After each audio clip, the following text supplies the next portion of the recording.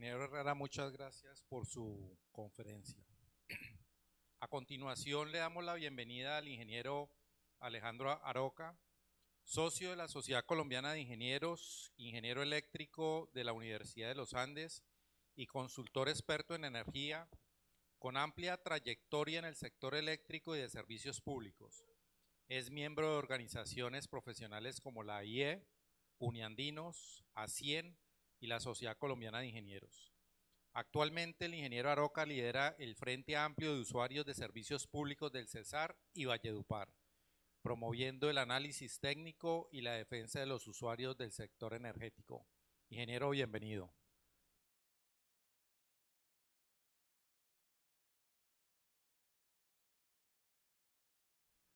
Bueno, muy buenas tardes a todos. Agradecerle a la Sociedad Colombiana de Ingenieros por este espacio, especialmente al ingeniero Monroy y a todos los colegas aquí presentes. De verdad que con la presentación de Jorge, esta iniciativa que están ustedes llevando a cabo es justo y necesario. De verdad que hay un desorden en todas las entidades, en la mayoría de los municipios. Explícame cómo es. Y el puntico.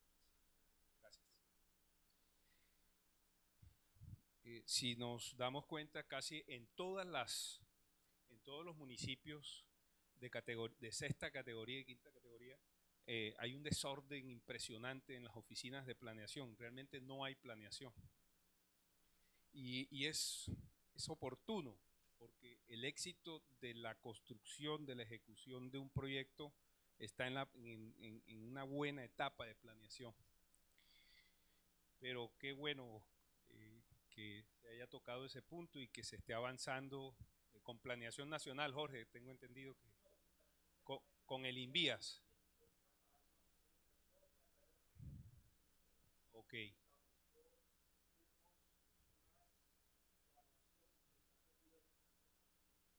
Bueno, chéverísimo. Buena hora, que lo necesitamos en nuestro país y en nuestras regiones. Bueno, hoy les vengo a hablar de algo, un tema yo creo que es de conocimiento para todos en el país y especialmente aquí en la región Caribe, porque nosotros los costeños que vivimos acá somos las víctimas de esta problemática. Y se trata lo que yo he denominado como el fracaso del modelo eléctrico de 1994, especialmente en la región Caribe. Y ustedes se preguntarán, bueno, ¿cuál es ese fracaso? Lo que estamos viviendo hoy y que acabamos de presenciar ahorita, que comúnmente conocemos como un bajón de voltaje, lo acabamos de ver, ¿cierto? Bueno, eso hace parte de la crisis, de la problemática eléctrica que tenemos en la región Caribe, ¿sí? Y digamos, esas fluctuaciones del voltaje, de la tensión, se deben a ineficiencias del sistema eléctrico, de los circuitos de distribución local que tenemos especialmente en la región Caribe. Entonces yo me remonto al año 1994 porque digamos que en ese año en especial se crean dos leyes, que son la ley 142 de servicios públicos, que acaban de cumplir 31 años, bueno, vamos a cumplir ya 32 años ahora en el mes de junio con estas leyes, y la 143, que es la que rige todo el sector eléctrico, ¿sí? Crearon las dos leyes al mismo tiempo. Y fíjense algo, yo pienso que esas dos leyes llevaban un objetivo específico. Sin herir susceptibilidades y regionalismo, nosotros contábamos con una empresa regional que ustedes y que todos recordamos con mucho cariño, que se llamaba o que está en liquidación Corelca, Corporación Eléctrica de la Costa Atlántica. En otrora, Corelca llegó a ser la compañía más grande del sector energético en Colombia. Y era, digamos que Corelca era la envidia de cualquier empresa de energía en el país. Corelca generaba, Corelca tenía generación. Todo el parque térmico perteneció a Corelca. Corelca llegó a tener hidroeléctricas, entre ellas hoy de propiedad de Isagen. Corelca fue dueño de la hidroeléctrica San Carlos. Hoy, a pesar de que está Hidroituango, sigue siendo la hidroeléctrica con mayor capacidad instalada de generación, alrededor de 1.280 megawatts de potencia. Colombia tiene una matriz de generación de alrededor de unos 22.000 megawatts. Esta sola hidroeléctrica tiene casi el 6% de toda la matriz de generación de energía de Colombia. Y Corelca también tenía activos de transmisión, tenía las redes de transmisión nacional, y Corelca tenía activos de distribución. Y ustedes recordarán, y nosotros aquí en el Caribe podemos acordar, aquí en La Guajira, por ejemplo, estaba Electro Guajira, en el Magdalena estaba Electro Magdalena, y en Sucre, Electro Sucre, y así sucesivamente. En el Cesar, Electro Cesar. Es decir, Corelca tenía las 7 electrificadoras de cada departamento del Caribe colombiano. Corelca era un monstruo. Corelca nace bajo la presidencia del gobierno de Lleras, y Lleras funda Corelca. Se empieza la electrificación del Caribe colombiano. Todo venía muy bien, hasta que hubo un gobierno que, me reservo el nombre, le entrega Corelca a los politiqueros. Y Corelca entró en manos de los gobernadores en ese año, y fue mucho antes de 1994. Así que no estén pensando que fue César Gaviria o que fue Ernesto Samper, no. Ernesto Samper la liquidó. Entonces, Corelca llega a manos de los gobernadores y de los senadores y honorables representantes a la Cámara de esa época. Y convirtieron a Corelca, pues ya ustedes sabrán lo que pasó ahí de todo. Ahí eso era la caja menor del gobernador de turno. En esa época los gobernadores no eran elegidos democráticamente, sino que eran por decretos presidenciales, y acudíamos a las urnas a elegir senadores, los miembros del Congreso de la República. Entonces eso entró en un manejo de los senadores y representantes, congresistas de esa época de turno, y ahí nombraban al uno, sacaban al otro, metían al uno, entonces se repartían las gerencias de las electrificadoras. Eso se convirtió en un desgreño administrativo que realmente se volvió insostenible, y el gobierno ya no sabía qué hacer con eso. El pasivo pensional de Corelca. Entonces, lo que en otrora fue la joya de la corona, el sindicato de Corelca también, o sea, se volvió ya insostenible y no sabían qué hacer con Corelca. Paralelo a eso existía también EPM y la empresa de energía de Bogotá, no me acuerdo, hoy en día es Enel Colombia, Grupo de Energía de Bogotá, que sigue siendo el distrito, pero en ese entonces, si no me falla la memoria, creo que era Codensa.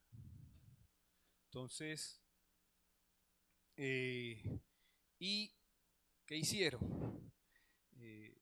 Bueno, el problema está en la costa. Corelca está grave, está en cuidados intensivos. Nos toca, había un fondo de energía, en ese entonces era el FEN, Fondo Energético Nacional, la FEN. Y eso pues se volvió ya casi que insostenible Corelca y sale la ley 142, 143, prácticamente fue la crucifixión para Corelca, porque ahí viene la desintegración vertical. Es decir, en el artículo 98 de la ley 143 de 1994, se hace una especie de decisión, es decir, si usted va a generar, no puede transmitir.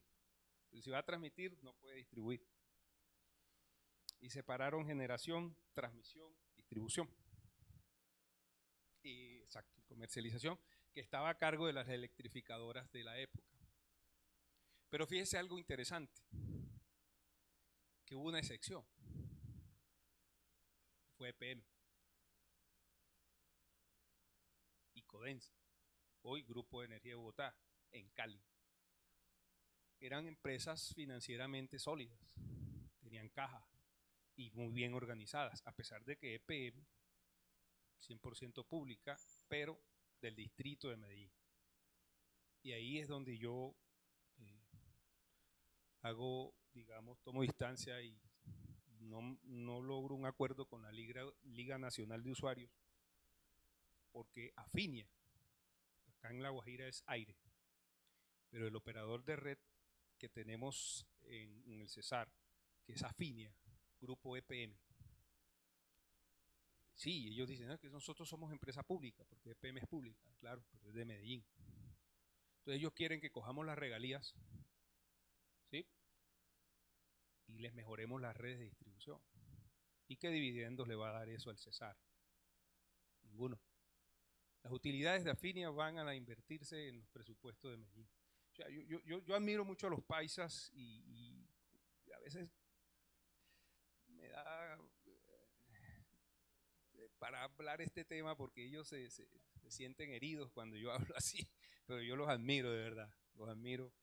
Es una tierra berraca, pujante, trabajadora y debemos seguir el ejemplo de ellos. La mejor red de distribución local eléctrica del país está en Medellín y en Bogotá. Pero eso lo vamos a ver más adelante. Entonces, más o menos para que me entiendan por dónde viene la cosa. O sea, la politiquería dañó a Corelca. Y a consecuencias de esa politiquería,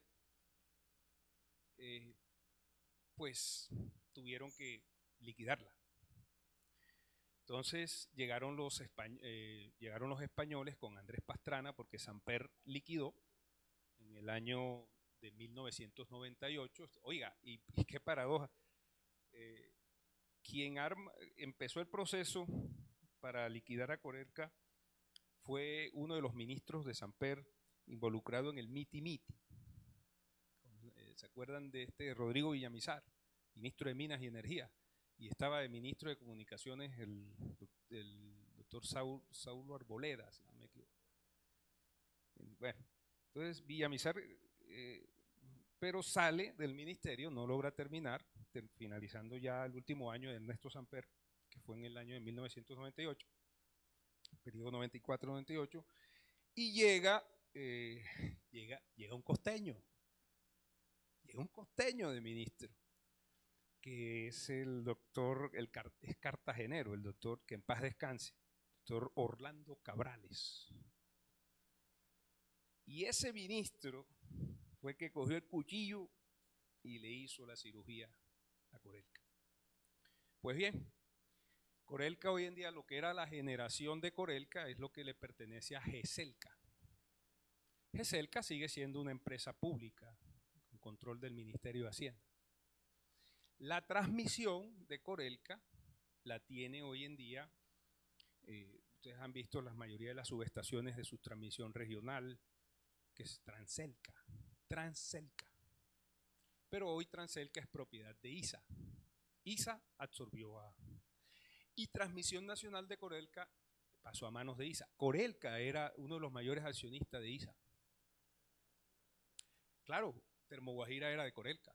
En La Guajira hay dos térmicas, Termoguajira 1 y Termoguajira 2, 348 megawatts una y 320 megawatts la otra.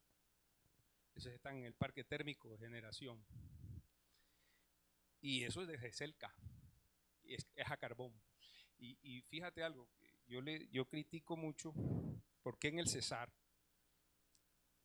nosotros, teniendo carbón, no tenemos una térmica.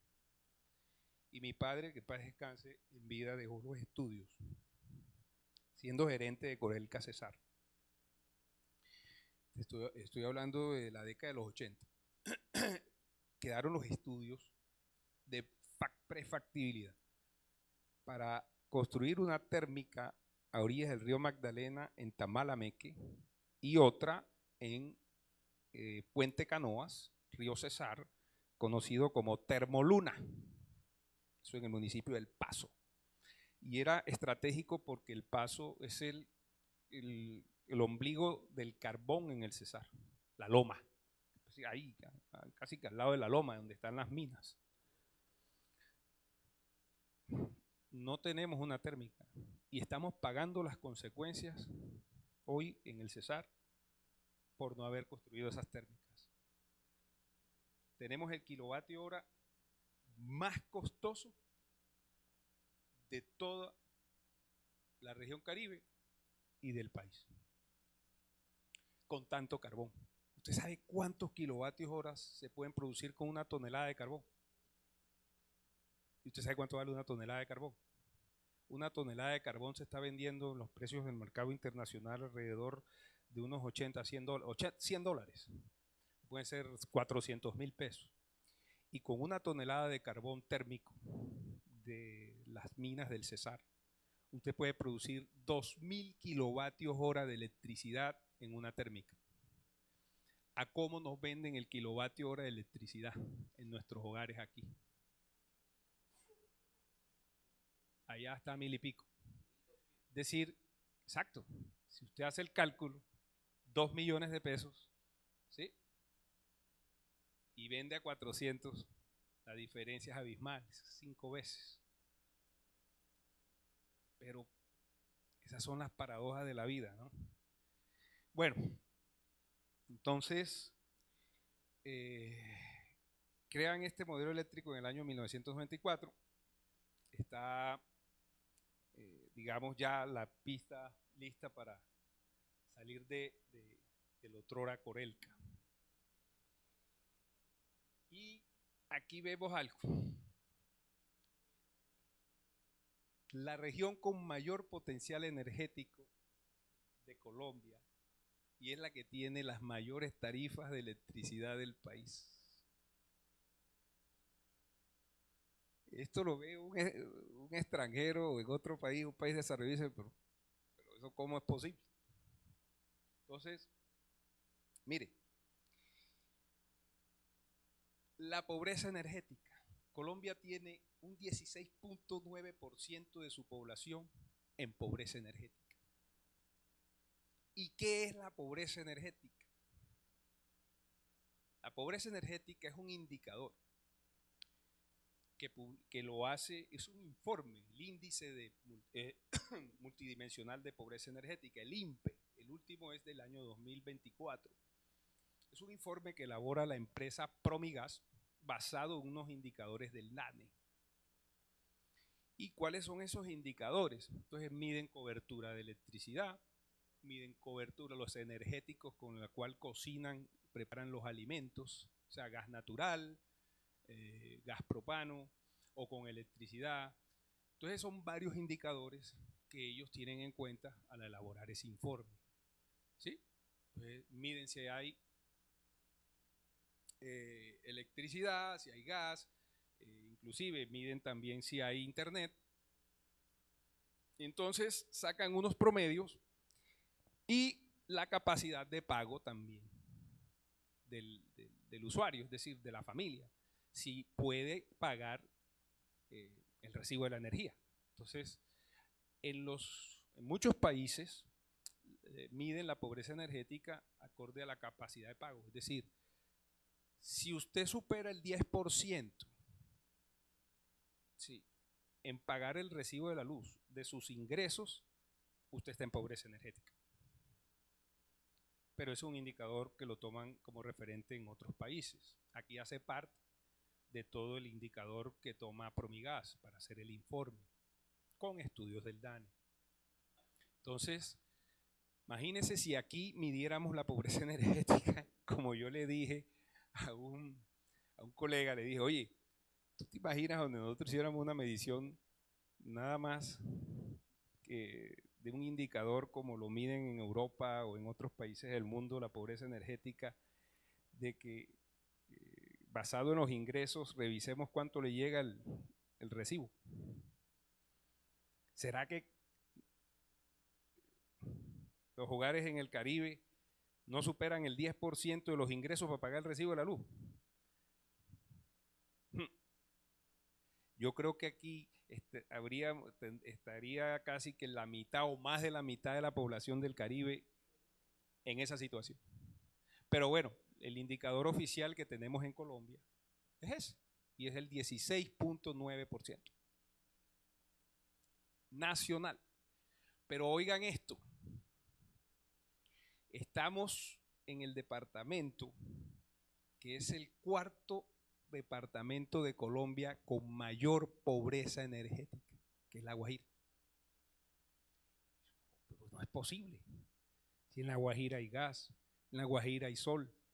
Mire, los vientos con mayores promedios de velocidad y sobre todo de continuidad, porque la generación eólica es mucho más importante la continuidad de los vientos que la velocidad.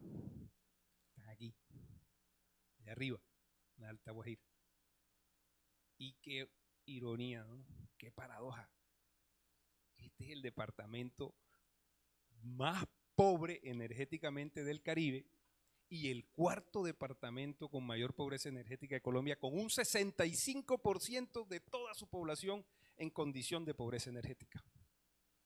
Y si revisamos otro indicador, que es el ICEE, el índice de cobertura de energía eléctrica, es decir, donde llegan las redes, cuando la gente dice, oye, acá no hay luz, ¿cuándo me van a poner la luz? Y le dicen al alcalde, alcalde, ¿cuándo me van a poner la luz? ¿Sí? Es decir, que le metan las líneas, los postes. Bueno, Colombia, cobertura, correcto. Colombia, aparentemente está bien, cerca de un 98% de cobertura. Pero si nos vamos a la ruralidad, ojo con este dato, el 93.1% de la población en Colombia tiene redes, es decir, está bien el índice de cobertura, hay cobertura en el 93.1%. Pero nos vamos a lo rural, a lo urbano, mejor, 98.1%. Pero en lo rural, solo el 75% de Colombia. Hay una brecha del 25% que no tiene cobertura de energía eléctrica. Y oh sorpresa, si nos vamos a la región Caribe, porque yo hice el análisis, cuando usted lee el indicador, allí el informe oficial del Ministerio de Minas y Energía, no le dice cuánto es la costa, pero usted hace el cálculo de su media con los indicadores de cada departamento. Esa tarea la tiene que hacer usted, yo la hice. ¿Y sabe cuánto es la cobertura en la región Caribe? Mire, la mitad de la población de la región Caribe no tiene cobertura de energía eléctrica. La mitad, casi el 50%. Y si miramos La Guajira, ya aquí no hay un problema de cobertura, aquí hay un problema de exclusión eléctrica. Solo el 25%, es decir, la cuarta parte de la población rural del departamento de La Guajira tiene cobertura de electricidad. Esto es algo inexplicable, pero es la realidad. Entonces, esas son las grandes, yo lo he llamado la gran contradicción del Caribe. ¿Ya? Porque es que es la región con mayor potencial energético.